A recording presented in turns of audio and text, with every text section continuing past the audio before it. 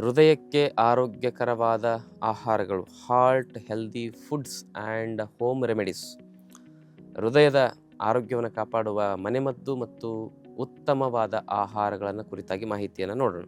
ಈ ಪ್ರಾಣಾಯಾಮ ಮಾಡೋದ್ರಿಂದ ನಿಮ್ಮ ಹಾರ್ಟಿನ ಶಕ್ತಿ, ರೆಸಿಸ್ಟೆನ್ಸ್ ಪವರ್ ಹೆಚ್ಚಾಗುತ್ತೆ. ದಾಳಿಂಬೆ ಹಣ್ಣು ಹಾರ್ಟಿಗೆ ಒಳ್ಳೆಯದು, ಕಿತ್ತಳೆ ಹಣ್ಣು ಒಳ್ಳೆಯದು, ಮೋಸಂಬಿ ಹಣ್ಣು ಒಳ್ಳೆಯದು, ಪೈನಾಪಲ್ ಭಾಳ ಒಳ್ಳೆಯದು. ಹಾಗೆ ಶ್ರೀ ಗುರು ಬಸವಲಿಂಗಾಯ ನಮಃ. ಓಂ ನಮಃ ಶಿವಾಯ. ಸರ್ವರಿಗೂ ಭಕ್ತಿಯ ಶರಣು ಶರಣಾರ್ಥಿ. ಆತ್ಮೀಯರೇ, ಹೃದಯಕ್ಕೆ ಆರೋಗ್ಯಕರವಾದ ಆಹಾರಗಳು, heart healthy foods and home remedies. ಹೃದಯದ ಆರೋಗ್ಯವನ್ನು ಕಾಪಾಡುವ ಮನೆಮದ್ದು ಮತ್ತು ಉತ್ತಮವಾದ ಆಹಾರಗಳನ್ನು ಕುರಿತಾಗಿ ಮಾಹಿತಿಯನ್ನು ನೋಡೋಣ. ಹೃದಯ ಅಂದರೆ ನಮ್ಮ ಜೀವ. ಹೃದಯ ಬಡಿತ ನಾವು ಹುಟ್ಟಿದಾಗಿನಿಂದ ಪ್ರಾರಂಭವಾಗಿ ಇಡೀ ಏನೂ ರೆಸ್ಟ್ ಇಲ್ಲದೆ ನಮ್ಮ ಜೀವನದುದ್ದಕ್ಕೂ ನಡೀತಕ್ಕಂಥ ಪ್ರಕ್ರಿಯೆ ಅದು. ಹೃದಯ ರೆಸ್ಟ್ ತಗೊಂಡ್ರೆ ಮನುಷ್ಯ ಪರ್ಮನೆಂಟ್ ರೆಸ್ಟ್ ತಗೋಬೇಕಾಗತ್ತೆ. ಅಂತಹ ಹೃದಯದ ಸಮಸ್ಯೆಗಳು ಇತ್ತೀಚಿನ ದಿನಗಳಲ್ಲಿ ಹೆಚ್ಚುತ್ತಾ ಇದ್ದಾವೆ. ನಿಂತಲ್ಲೇ ಹಾರ್ಟ್ ಅರೆಸ್ಟ್ ಆಗೋದು, ಅಟ್ಯಾಕ್ ಆಗೋದು.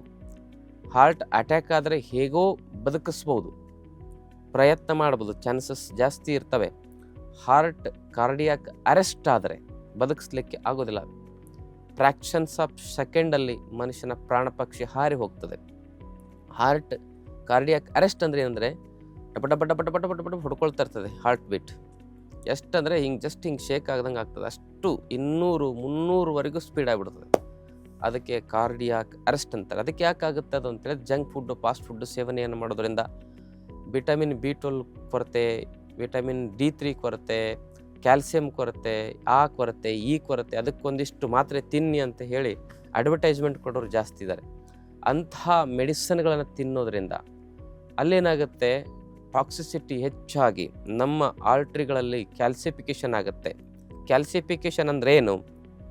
ಒಂದು ವೈರು ನೀವು ಹಿಂಗೆ ಬಾಗಿಸಿದರೆ ಅದು ಬಾಗುತ್ತೆ. ಯಾಕಂದರೆ ಅದರಲ್ಲಿ ಎಲೆಸ್ಟಿಸಿಟಿ, ಮೃದುತ್ವ ಇರ್ತದೆ ಒಂದು ವೈರನ್ನು. ಅದೇ ವೈರು ನೀವು ಬಿಸಿಲು, ಮಳೆ, ಗಾಳಿಯಲ್ಲಿ ಬಿಸಾಕಿ ಅದೇನಾಗುತ್ತೆ, ವಾತಾವರಣಕ್ಕೆ, ಅಂಥ ವಾತಾವರಣದಲ್ಲಿ ಬಿರುಸಾಗುತ್ತೆ. ಆವಾಗ ನೀವು ಬಾಗಿಸಿದರೆ ಅದು ಬಾಗೋದಿಲ್ಲ, ಕಟ್ಟಾಗುತ್ತೆ.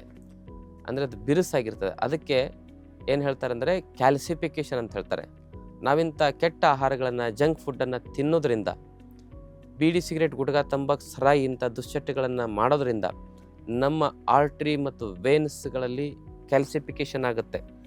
ಸಾಯೋವರೆಗೂ ಮೆಡಿಸಿನ್ ತಗೋಬೇಕು. BP, ಶುಗರ್, ಥೈರಾಯ್ಡ್, ಕೊಲೆಸ್ಟ್ರಾಲ್ ಅಂತಾರೆ. ಅಂಥ ಔಷಧಿಗಳನ್ನ ತೆಗೆದುಕೊಳ್ಳೋದ್ರಿಂದ ಈ ಶುಗರ್, BP, ಥೈರಾಯ್ಡ್, ಕೊಲೆಸ್ಟ್ರಾಲ್ ಇಂಥ ಸಮಸ್ಯೆಗಳನ್ನು ಯೋಗ ಮತ್ತು ಆಯುರ್ವೇದ ಪದ್ಧತಿಯಿಂದ ಶಾಶ್ವತವಾಗಿ ಗುಣಪಡಿಸ್ಬೋದು. ಆದರೆ ಅಂಥ ಶಾಸ್ತ್ರದ ನಾಲೆಜನ್ನು ಯಾರೂ ಹೇಳ್ಕೊಡ್ತಾ ಇಲ್ಲ. ಅದನ್ನ ಹೇಳ್ಕೊಡ್ಲಿಕ್ಕೆ ಅಂತಲೇ ನಮ್ಮಲ್ಲಿ 5 ದಿನದ ಆರೋಗ್ಯ ಶಿಬಿರ ಪ್ರತಿ ತಿಂಗಳು ಮಾಡ್ತಾ ಇದ್ದೇವೆ. ತಾವು ಅದಕ್ಕೆ ಬಂದು ಭಾಗವಹಿಸಿ ನಿಮಗಂಥ ದೀರ್ಘಕಾಲದ ಕಾಯಿಲೆಗಳನ್ನು ನೀವು ಔಷಧಿ ತೆಗೆದುಕೊಳ್ತಾ ಇದ್ದರೆ ಔಷಧಿಯನ್ನು ಇಲ್ದಂಗೆ ಸರಿ ಮಾಡ್ಕೊಳ್ಳೋದು ಹೇಗೆ ಅಂತ ನೀವು ತಿಳಿದು ನೀವು ಮನೆಯಲ್ಲಿ ಪ್ರಯೋಗ ಮಾಡಿ ಆ ಸಮಸ್ಯೆಯಿಂದ ಹೊರಬರಬಹುದು. ಹೀಗೆ ನಮ್ಮ ಆರೋಗ್ಯ ವೃದ್ಧಿಯನ್ನು ಮಾಡಿಕೊಳ್ಳೋ ವಿಚಾರವನ್ನು ನಾವು ಸರಿಯಾಗಿ ತಿಳ್ಕೊಬೇಕು. ಇಲ್ಲಾಂದರೆ ಬಹಳ ದೊಡ್ಡ ಸಮಸ್ಯೆಗಳು ನಮಗೆ ಎದುರಾಗ್ತವೆ. ಹೀಗೆ ನಮ್ಮಲ್ಲಿ ಭಾಳ ವಿಶೇಷವಾಗಿ ಏನಾಗುತ್ತೆ ಅಂತೇಳಿ ರೆಸಿಸ್ಟೆನ್ಸ್ ಪವರ್ನ ಕೊರತೆ ಉಂಟಾಗ್ತದೆ. ಈ ರೆಸಿಸ್ಟೆನ್ಸ್ ಪವರಿನ ಕೊರತೆಯಿಂದಾಗಿ ನಮ್ಮಲ್ಲಿ ಏನಾಗುತ್ತೆ ಅಂತೇಳಿದರೆ ಈ ನಮ್ಮ ಹೃದಯದ ಶಕ್ತಿ ತುಂಬ ಕಮ್ಮಿ ಆಗ್ತಾ ಬರ್ತದೆ. ಹೃದಯದಲ್ಲಿ ಶಕ್ತಿ ಕಮ್ಮಿ ಆದಾಗ ಹೃದಯ ಬಡಿತದಲ್ಲಿ ವ್ಯತ್ಯಾಸ ಆಗುತ್ತೆ. ಅದನ್ನು ಟೆಕಿಕಾರ್ಡಿಯಾ, ಬ್ರೆಡಿಕಾರ್ಡಿಯಾ ಅಂತ ಹೇಳ್ತಾರೆ. ಹಾಗಾಗಿ ಈ ಒಂದು ರೆಸಿಸ್ಟೆನ್ಸ್ ಪವರ್ ಬಾಡಿಯಲ್ಲಿ ಕ್ರಿಯೇಟ್ ಆಗಬೇಕಂದ್ರೆ ಯೋಗ ಪ್ರಾಣಾಯಾಮವನ್ನು ಪ್ರತಿನಿತ್ಯ ಮಾಡಬೇಕು. ಕಪಾಲಭಾತಿ, ಅನುಲೋಮ ವಿಲೋಮ ಪ್ರಾಣಾಯಾಮ ಅಂತ ಹೇಳ್ತಾರೆ, ಮತ್ತು ಭ್ರಾಮರಿ ಪ್ರಾಣಾಯಾಮ.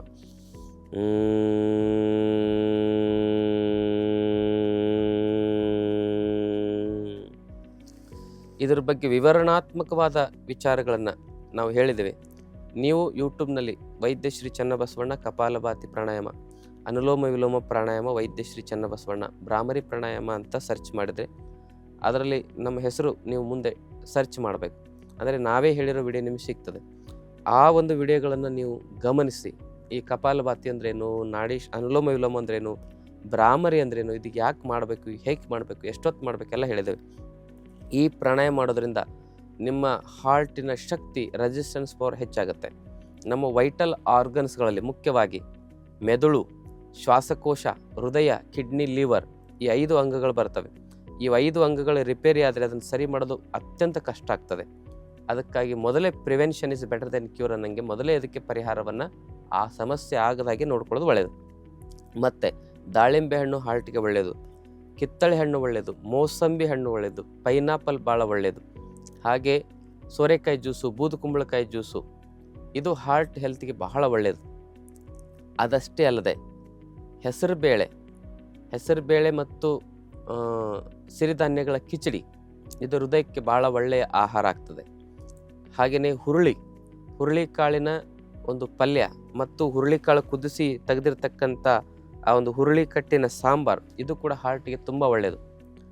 ಅದಷ್ಟೇ ಅಲ್ಲದೆ ನಮ್ಮ ಹಾರ್ಟ್ಗೆ ಒಳಗಡೆ ಇನ್ಫ್ಲಮೇಷನ್ ಆಗಿರ್ತದೆ, ಒಳಗಡೆ ಬ್ಲಾಕೇಜ್ ಆಗಿರುತ್ತೆ, ಹೃದಯದ ಶಕ್ತಿ ಕಮ್ಮಿ ಆಗಿರುತ್ತೆ. ಅಂಥದ್ದು ಶಾಸ್ತ್ರಬದ್ಧವಾಗಿರ್ತಕ್ಕಂಥ ಒಂದು ಯೋಗವನ್ನು ನಿಮಗೆ ನಾವು ತಿಳಿಸ್ಕೊಡ್ತಾ ಇದ್ದೇವೆ. ಅದೇನು ಹೇಳ್ತಾರೆ ನಮ್ಮ ಆಯುರ್ವೇದ ಶಾಸ್ತ್ರದಲ್ಲಿ ಅಂತ ಹೇಳಿದ್ರೆ ಅರ್ಜುನ ಅಂತ ಬರ್ತದೆ. ಅರ್ಜುನ ನೆನ್ಪಿಟ್ಕೊಳ್ಳಿ, ಹೃದಯದ ಯಾವುದೇ ಸಮಸ್ಯೆಗೂ ಅರ್ಜುನ ದಿವ್ಯ ಔಷಧಿ ಅಂತ ಹೇಳಿ ಎಲ್ಲ ಆಚಾರ್ಯರು ಹೇಳ್ತಾರೆ. ಅಂಥ ಅರ್ಜುನವನ್ನು 1 ಚಮಚ ಅದರ ಕ್ವಾತಚೂರ್ಣ ತೆಗೆದುಕೊಳ್ಳಬೇಕು. ಕ್ವಾತಚೂರ್ಣ ಅಂದರೆ ಪೈನ್ ಪೌಡರಲ್ಲಿ ನುಚ್ಚು ಮಾಡಿರ್ತಕ್ಕಂಥದ್ದು. ಅರ್ಜುನ ಚಕ್ಕೆ ತೆಗೆದುಕೊಂಡು ಬಂದು ನೀವೇ ಮನೆಯಲ್ಲಿ ಕುಟ್ಟಿ ಅದನ್ನು ನುಚ್ಚು ಮಾಡಿ ಅದರ 1 ಚಮಚ ಹಾಕಿ 2 ಲೋಟ ನೀರಲ್ಲಿ ಹಾಕಿ ಕುದಿಸ್ಬೇಕು. ಅದು ಕುದ್ದು ಅರ್ಧ ಲೋಟಕ್ಕೆ ಇಳಿಬೇಕು. ಅದನ್ನು ಸೋಸಿ ಅದರಲ್ಲಿ 2 ಗ್ರಾಮ್ನಷ್ಟು ಏನು ಹಾಕಬೇಕಂದ್ರೆ ಶಿಲಾಜಿತ್, ಇದರಲ್ಲಿ ಈ ಮಿಶ್ರಣ ಮಾಡಿದರೆ ಮಾತ್ರ ಅದರ ಒಂದು ಔಷಧಿ ಗುಣಧರ್ಮ ವೃದ್ಧಿ ಆಗುತ್ತೆ. ಶಿಲಾಜಿತ್ 2 ಗ್ರಾಮ್ನಷ್ಟು 2.5 ಮಿಲಿಗ್ರಾಮ್ನಷ್ಟು ಅದನ್ನು ಹಾಕಿ ಏನು ಮಾಡಬೇಕು, ಚೆನ್ನಾಗಿ ಅದನ್ನು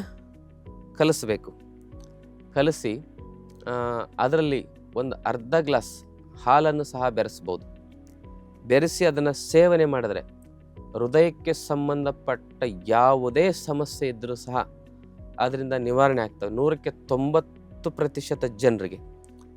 ಇನ್ನು 10% ಜನರಲ್ಲಿ ಅಂದರೆ ವಾತಜ ಹೃದಯ ರೋಗ, ಪಿತ್ತಜ ಹೃದಯ ರೋಗ, ಕಫಜ ಹೃದಯ ರೋಗ, ಸನ್ನಿಪಾತಜ ಹೃದಯ ರೋಗ, ತ್ರಿದೋಷಜ ಹೃದಯ ರೋಗಗಳು ಹೀಗೆಲ್ಲ ಬರ್ತಾವಲ್ಲ, ಅದು ತುಂಬ ತ್ರಿದೋಷದಲ್ಲಿ ದೃಷ್ಟಿ ಜಾಸ್ತಿ ಆಗಿದ್ದರೆ, ಅದು ತುಂಬ ಜಾಸ್ತಿ ವಿಕಾರ ಆಗಿದ್ದರೆ ಅಂಥವರಿಗೆ ಮಾತ್ರ, ಕೆಲವರಿಗೆ ಇದು ಸ್ವಲ್ಪ ಕಷ್ಟ ಆಗ್ಬೋದು. ಅಂಥವರು ಆಯುರ್ವೇದದ ಔಷಧಿಗಳನ್ನು ಸಹ ಪ್ರಯೋಗ ಮಾಡ್ಬೋದು. ನಮ್ಮಲ್ಲಿ ಹೃದಯಕ್ಕೆ ಶಕ್ತಿ ತುಂಬುವ, ಹೃದಯದ ಆ ಒಂದು ಬ್ಲಾಕೇಜನ್ನು ಕ್ಲಿಯರ್ ಮಾಡುವ ಕೆಲವೊಂದಿಷ್ಟು ಔಷಧಿಗಳು ಹೃದಯಾಲಯ ಕಷಾಯ ಅಂತ ತಯಾರಿಸಿದ್ದೇವೆ. ಹಾಗೂ ಹೃದಯದ ಹಲವಾರು ಔಷಧಿಗಳನ್ನು ನಮ್ಮ ಕ್ಲಾಸಿಕಲ್ ಮೆಡಿಸಿನ್ ಹೃದ್ರೋಗ ಚಿಂತಾಮಣಿ ರಸ ಅಂತ ಬರ್ತದೆ. ಇಂಥವೆಲ್ಲವನ್ನು ಆಯುರ್ವೇದ ಒಂದು ವೈದ್ಯರ ಮಾರ್ಗದರ್ಶನದ ಮೇರೆಗೆ, ಪ್ರಮಾಣದ ಮೇರೆಗೆ ತೆಗೆದುಕೊಂಡಿದ್ದೆ. ಅದರಲ್ಲಿ ಹೃದಯದ ಆರೋಗ್ಯ ಸಮಸ್ಯೆಗಳನ್ನು ನಾವು ಸರಿಪಡಿಸ್ಕೋಬೋದು. ಹಾಗೆಯೇ ಹೃದಯ ಚೆನ್ನಾಗಿರಬೇಕಂದ್ರೆ ರಾತ್ರಿ 6 ಗಂಟೆ ಒಳಗಡೆ ಪ್ರಸಾದ ಮಾಡಬೇಕು. ಹೆಚ್ಚು ರಾತ್ರಿ ತಿನ್ನಬಾರ್ದು. ಹಾಲ್ಟಿ ಮೀಲ್ ತಿಂದಾಗ ಹೃದಯಕ್ಕೆ ಒತ್ತಡ ಆಗ್ತದೆ. ಹಾಲ್ಟಿ ಮೀಲ್ ಅಂದರೆ ಹೊಟ್ಟೆ ತುಂಬಿದ ಮೇಲೂ ಸಹ ರುಚಿ ಇದೆ ಅಂತ ಇನ್ನೂ ತಿನ್ನೋದು, ಅದು ಭಾಳ ಡೇಂಜರ್. ಅಜೀರ್ಣ, ಮಲಬದ್ಧತೆಯ ಸಮಸ್ಯೆಯಿಂದ ಹೃದಯದ ಸಮಸ್ಯೆ ಹೆಚ್ಚಾಗುತ್ತದೆ. ಅದಕ್ಕೆ ಸಮಯಕ್ಕೆ ಸರಿಗೆ ಆಹಾರ ತಿನ್ನಬೇಕು. ರಾತ್ರಿ ಬೇಗ ಮಲಗಿ ಬೆಳಗ್ಗೆ ಬೇಗ ಏಳಬೇಕು. ರಾತ್ರಿ ಲೇಟಾಗಿ ಮಲಗಿ ಬೆಳಗ್ಗೆ ಲೇಟಾಗಿ ಏಳೋದು ಹೃದಯದ ಸಮಸ್ಯೆಗೆ ಮುಖ್ಯ ಕಾರಣ. ನೋಡಿ, ಅರ್ಲಿ ಮಾರ್ನಿಂಗ್ ಹಾಸಿಗೆಯಲ್ಲಿ ಮಲಗಿದಾಗ ಹಾರ್ಟಿಗೆ ತೊಂದರೆ ಆಗಿ ಹಾರ್ಟ್ ಕಾರ್ಡಿಯಾಕ್ ಅರೆಸ್ಟ್ ಆಗೋದು, ಹಾರ್ಟ್ ಅಟ್ಯಾಕ್ ಆಗೋದು ಹೆಚ್ಚಾಗ್ತದೆ ಅರ್ಲಿ ಮಾರ್ನಿಂಗ್. ಯಾಕೆಂದರೆ ಬೆಳಗ್ಗೆ ತಡವಾಗಿ ಏಳೋದು ಇಂಥ ಸಮಸ್ಯೆಗೆ ಮೂಲ ಕಾರಣ. ಅದಕ್ಕೆ ಬ್ರಾಹ್ಮಿ ಮುಹೂರ್ತ ಉತ್ತಿಷ್ಟೆ ಸ್ವಸ್ಥೋ ರಕ್ಷಾರ್ಥಮಾಯುಷಃ ಅಂತ ನಮ್ಮ ಶಾಸ್ತ್ರದಲ್ಲಿ ಹೇಳ್ತದೆ. ಅಂದರೆ ಬ್ರಹ್ಮ ಮುಹೂರ್ತದಲ್ಲಿ ಬೆಳಗ್ಗೆ ಸೂರ್ಯೋದಯ ಆಗೋದಕ್ಕಿಂತ ಮೊದಲು ಏಳೋದ್ರಿಂದ ನಮ್ಮ ಆರೋಗ್ಯ ತುಂಬ ಚೆನ್ನಾಗಿರ್ತದೆ, ನಮ್ಮ ಆಯಸ್ಸು ವೃದ್ಧಿ ಆಗುತ್ತೆ, ಹೃದಯಕ್ಕೆ ಬಲ ತುಂಬುತ್ತದೆ ಬ್ರಾಹ್ಮಿ ಮುಹೂರ್ತದಲ್ಲಿ ಏಳೋದು. ಅದಕ್ಕಾಗಿ ಬೆಳಗ್ಗೆ 8 ಗಂಟೆ 9 ಗಂಟೆವರೆಗೂ ಮಲಗೋದನ್ನು ಬಿಟ್ಬಿಡಿ. ರಾತ್ರಿ 8-9 ಗಂಟೆ ಒಳಗಡೆ ಮಲಗಿ ಬೆಳಗ್ಗೆ 4ರಿಂದ 5 ಗಂಟೆ ಒಳಗಡೆ ಏಳಿ ನಿಮ್ಮ ಆರೋಗ್ಯ 100 ವರ್ಷದವರೆಗೂ ಸಕ್ಷಮವಾಗಿ ಕೆಲಸ ಮಾಡ್ತದೆ. ಇದನ್ನು ತಾವು ಸರಿಯಾಗಿ ತಿಳ್ಕೊಳ್ಳಿ ಅಂತಕ್ಕಂಥ ವಿಚಾರವನ್ನು ತಿಳಿಸ್ತಾ, ಈ ಮಾಹಿತಿ ಇಷ್ಟವಾದಲ್ಲಿ ತಮ್ಮ ಬಂಧು ಮಿತ್ರರಿಗೆ ಶೇರ್ ಮಾಡ್ಕೊಳ್ಳಿ. ಜೊತೆಗೆ ತಾವಿನ್ನೂ ಚಾನಲನ್ನು ಸಬ್ಸ್ಕ್ರೈಬ್ ಮಾಡಿಕೊಂಡ್ರೆ ದಯವಿಟ್ಟು ಸಬ್ಸ್ಕ್ರೈಬ್ ಮಾಡ್ಕೊಳ್ಳಿ. ನಮ್ಮ ಆಶ್ರಮದಲ್ಲಿ 5 ದಿನದ ಆರೋಗ್ಯ ಶಿಬಿರ ಪ್ರತಿ ತಿಂಗಳು ನಡೀತದೆ. ಅಲ್ಲಿ ನಾವೇ ನೇರವಾಗಿ ನಿಮಗೆ ಯಾವ ರೋಗಕ್ಕೆ ಯಾವ ಮನೆ ಮದ್ದು ತೆಗೆದುಕೊಳ್ಳಬೇಕು, ಯಾವ ರೋಗಕ್ಕೆ ಯಾವ ಯೋಗ ಮಾಡಬೇಕು, ನಮ್ಮ ದೇಹ ಹೆಂಗೆ ರಚನೆ ಆಗಿದೆ, ಅನಾಟಮಿ ಮತ್ತು ಅದು ಹೇಗೆ ಕೆಲಸ ಮಾಡುತ್ತೆ, ಫಿಜಿಯಾಲಜಿ, ರೋಗ ಹೆಂಗೆ ಬರುತ್ತೆ, ಪ್ಯಾಥೋಫಿಜಿಯಾಲಜಿ, ಅದರ ಜೊತೆಗೆ ಫುಡ್ ಸೈನ್ಸ್. ನಾವು 10, 15, 20 ವರ್ಷ ಓದಿದ್ದನ್ನು 40 ತಾಸು 50 ತಾಸಿನಲ್ಲಿ 5 ದಿನದಲ್ಲಿ ತಮಗೆ ಆರೋಗ್ಯದ ಪ್ರವಚನ ಇರ್ತದೆ. ಸಂಜೆ ಬೆಳಗ್ಗೆ ಯೋಗ ಇರ್ತದೆ. ಆ ಮೂಲಕ ತಿಳಿಸುವ ಪ್ರಯತ್ನವನ್ನು ಮಾಡ್ತೇವೆ. ತಾವೆಲ್ಲ ಶಿಬಿರಕ್ಕೆ ಭಾಗವಹಿಸಿ ತಮ್ಮ ದೀರ್ಘಕಾಲದ ಸಮಸ್ಯೆಗಳು, BP, ಶುಗರ್, ಥೈರಾಯ್ಡ್, ಕೊಲೆಸ್ಟ್ರಾಲ್, ಸಂಧಿವಾತ, ಕಿಡ್ನಿ ಸಮಸ್ಯೆ, ಹೃದಯ ಸಮಸ್ಯೆ, ಇಂತಹ ಸಮಸ್ಯೆಗಳಿಗೆ ಪರಿಹಾರವನ್ನು ಸಹ ಕಂಡುಕೊಳ್ಳಬಹುದು. ಹಾಗೆಯೇ ಮುಂದೆ ಸಮಸ್ಯೆ ಬರಬಾರದು ಅಂದರೆ ಯಾರೂ ಔಷಧಿ ಕೊಡಲ್ಲ, ಸಮಸ್ಯೆ ಬಂದ ಮೇಲೆ ಔಷಧಿ ಕೊಡ್ತಾರೆ. ಹಾಗೆ ಸಮಸ್ಯೆಗಳೇ ಬರಬಾರದು ಅಂದರೆ ಈ ಶಿಬಿರಕ್ಕೆ ತಾವು ಭಾಗವಹಿಸಿ ಇದರಿಂದ ಪ್ರಯೋಜನ ಪಡ್ಕೊಳ್ಳಿ. ತಮ್ಮೆಲ್ಲರಿಗೂ ಶರಣ. ಇನ್ನಷ್ಟು ಆಯುರ್ವೇದ ಮತ್ತು ಯೋಗ ಚಿಕಿತ್ಸೆ ಟಿಪ್ಸ್ಗಾಗಿ Vaidyashree health tips channel subscribe ಮಾಡಿ. ಹಾಗೆ ಫೇಸ್ಬುಕ್, ಇನ್ಸ್ಟಾಗ್ರಾಂನಲ್ಲಿ ಫಾಲೋ ಮಾಡಿ.